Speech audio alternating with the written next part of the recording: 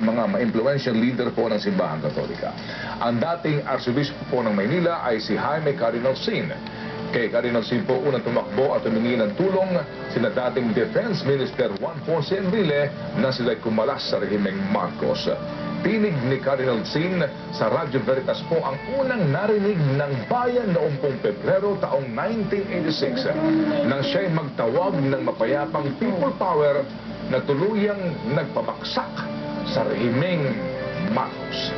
Ang dalawang simbolo po ng demokrasya na si Cory at Cardinal Sin ang naging matibay na puwersa at konsensya ng bayan sa pagkondena sa kateorian at martial law ni Marcos. Katulad po ni Cory Aquino, 76 na taong gulang din nang mamatay si Cardinal Sin.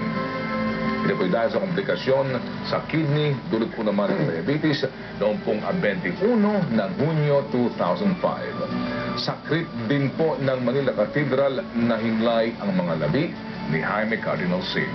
At dito rin po gagawin ang huling mga araw ng pagbuburol ng isa pang simbolo ng people power sa ating bansa. Corazon Cojuangco Aquino. At ang latest, diyan po sa Manila Cathedral mula kay Ses